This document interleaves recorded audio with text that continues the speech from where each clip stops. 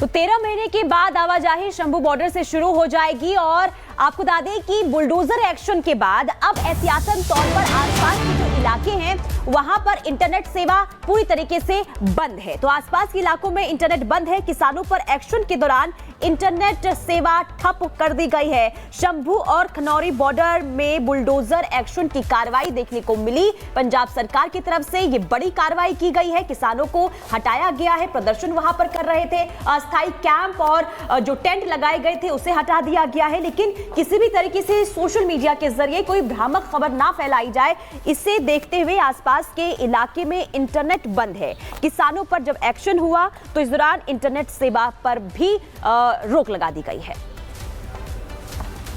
अंबाला में भगवंत मान सरकार द्वारा की गई इस कार्रवाई ने न सिर्फ कांग्रेस बल्कि बीजेपी को भी मौका दे दिया है। दोनों ही पार्टियों को मौका दे दिया है मान सरकार को आड़े हाथों लेने का, सवाल करने का, घेरने का। यही एक बड़ी वजह है कि जब मुद्दा मिला तो ना बीजेपी ना कांग्रेस मान सरकार को आड़े हाथों लेने में चूक रही है।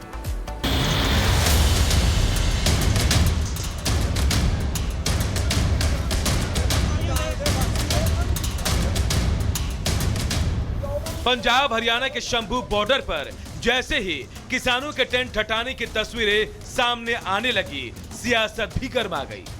बीजेपी और कांग्रेस का डबल अटैक मान सरकार पर होना शुरू हो गया। हमले की शुरुआत कांग्रेस की तरफ से हुई। कांग्रेस ने इस पूरी कार्रवाई को साजिश बताया।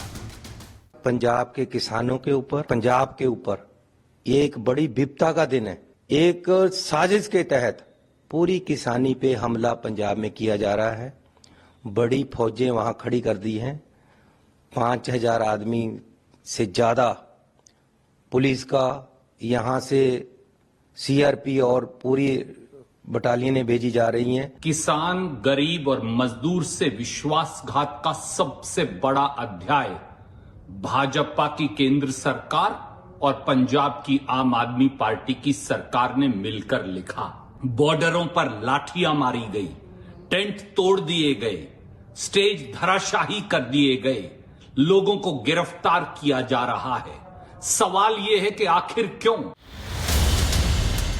बीजेपी ने भी इस मामले में पंजाब सरकार की कार्रवाई की निंदा की। पंजाब सरकार बहुत जिन्नी मैं समझदा निंदा की जाए उन्नी घट आ। उदों तुसी दिल्ली की गल करदे सी, तुसी तां पंजाब की सरकार हो। साडा विरोध करके थोनू वोटां पाइयां, थोड़ी सरकार बनाई। अज तुसी शर्म करो भगवंत मान साहब। शिरोमणि अकाली दल ने तो कटाक्ष करते हुए कह दिया कि भगवंत मान का मानसिक संतुलन बिगड़ चुका है। मुझे तो लगता है ये भगवंत मान का बिल्कुल मानसिक संतुलन पूरी तरह से बिगड़ गया है। मुझे समझ नहीं आ रही कि इसके अंदर बेअंत सिंह की रूह आ गई है कि इसका मानसिक संतुलन बिगड़ गया है। हैरानी की बात, अब डल्लेवाल साहब जिन्होंने 50 दिन एक फास्ट अनटू डेथ रखा था, वो बेचारे वो बिस्तरे से उठने लायक भी नहीं है। अब उनको भी डिटेन कर लिया। पहले कुछ दिन पहले ये किसानों के साथ बात करते करते बदतमीजी के साथ उनको बोला भाग जाओ यहाँ से, तुम्हें मैं देख लूंगा। ऐसे गैंगस्टरों की तरह बदतमीजी से बात करके जो समझौते, मैं सारे समझौते रद्द करता हूँ। वोटों के टाइम में ये भगवंत मान ने जाके इन सारे किसानों के पैरों को हाथ लगा के चुटकी में 5 मिनट में एमएसपी मैं दूंगा, मेरी सरकार बनाओ। किसानों पर बुलडोजर ने भगवंत मान सरकार की पोल खोलकर रख दी है। चुनावी मौसम को देखते हुए भगवंत मान किसानों को अपना बना लेते हैं और अब उन्हें प्रदर्शन तक नहीं करने दे रहे। देखना होगा कि इस मामले में अभी सियासत और कितनी गहरी होती है। Bureau report, Republic Bharat.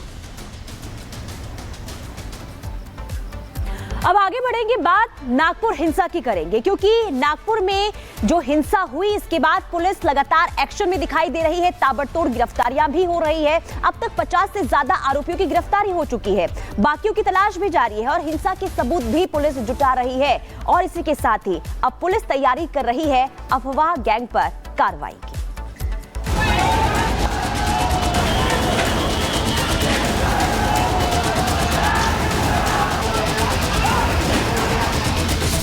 Nagpur हिंसा में सब कुछ राख हो गया और अब उन साक्ष्यों को टटोला जा रहा है, उन सबूतों की पड़ताल की जा रही है जिससे हिंसा के एक एक सुराग तक पहुंचा जा सके। नागपुर प्रशासन एक्टिव है और घर घर जाकर जली गाड़ियों की तफ्तीश कर रही है, जायजा ले रही है, हिंसा में हुए नुकसान का लेखा जोखा तैयार कर रही है। 6 FIRs रजिस्टर हुई हैं मतलब उस जगह में जो लिंक्ड हैं उसमें, तो जो 6 जो FIR हुई हैं अभी तक उन सब में कार्रवाई चल रही है। एक तो इन्वेस्टिगेशन हो रही है, इसमें जो लोगों के नाम सामने आए हैं जो इसमें लिंक्ड हैं उनको भी हम लोग ट्रेस कर रहे हैं, क्योंकि इसमें विजुअली प्लस जो सोशल मीडिया के थ्रू या फिर कोई फोटोग्राफ्स में वीडियोस में जो नज़र आ रहे हैं, कितने लोग कहाँ थे, उनका क्या एक्टिव पार्ट था, ये सारी चीज़ें इसके आधार पर हमारी कार्रवाई चल रही है। दूसरी तरफ भड़काऊ पोस्ट करने वालों की पहचान की जा रही है। आपत्तिजनक पोस्ट करने वालों पर 8 मामले दर्ज किए गए हैं। साइबर पुलिस अभी तक कुल 506 आपत्तिजनक पोस्ट हटा चुकी है। व्हाट्सएप, फेसबुक, इंस्टाग्राम, एक्स और यूट्यूब जैसे सोशल मीडिया पर पुलिस नजर बनाए हुए है। इतना ही नहीं, साइबर पुलिस ने ऐसे कई अकाउंट को आइडेंटिफाई किया है जिन्होंने सोशल मीडिया के जरिए अफवाह फैलाने की कोशिश की। सभी अकाउंट होल्डर्स को साइबर टीम की तरफ से नोटिस भेजा जा रहा है। पुलिस भड़काऊ पोस्ट करने वालों पर एक्शन लेने की तैयारी कर रही है। हमारे फोर्सेस भी डिप्लॉय हुए हैं और जो कार्रवाई की जाए वो हमारे क्राइम यूनिट, साइबर ब्रांच, वो भी कार्रवाई भी आरोपियों का अरेस्ट की चालू है।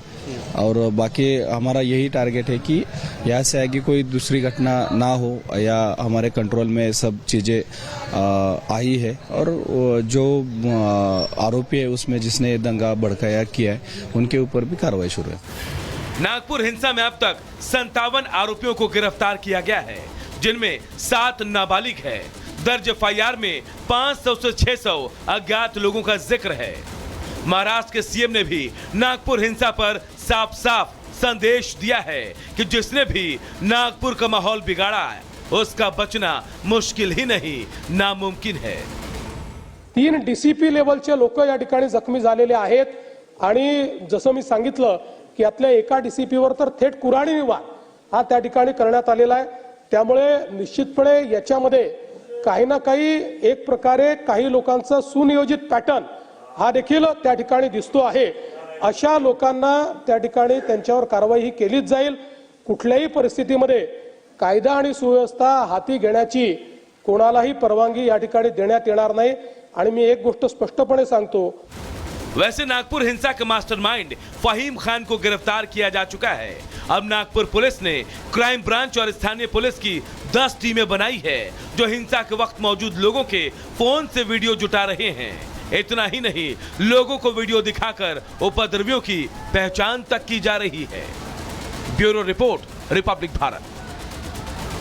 और खबर महाराष्ट्र के बिड से है, जहां पर प्रशासन बेहद सख्त है। दरअसल बीते दिनों संभाजीनगर में जिस तरह के हालात देखे गए उसको देखते हुए बिड में प्रशासन ने सख्ती बरती है। बिना अनुमति लोगों के एकत्रित होने पर रोक लगा दी गई है।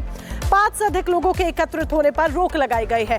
यानी कि 5 से ज्यादा लोग अगर एक साथ इकट्ठे होते हैं तो कार्रवाई हो सकती है, एक्शन लिया जा सकता है, क्योंकि प्रशासन बेहद सख्त है। हालात को नियंत्रण में रखने के लिए, वाहन शांतिपूर्ण बनाए रखने के लिए ये कदम प्रशासन की तरफ से उठाया गया है।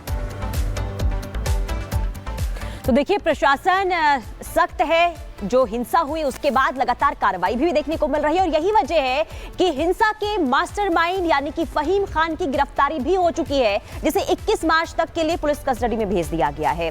लेकिन इसी के साथ ही यानी कि सवाल ये उठ रहे हैं कि आखिर फहीम खान की गिरफ्तारी क्यों हुई है। तो इसके पीछे की वजह यह है कि फहीम खान के भड़काऊ भाषण और नारेबाजी करते हुए कई वीडियो सामने आए और इसके बाद पुलिस ने ये एक्शन लिया और गिरफ्तारी फहीम खान की हुई।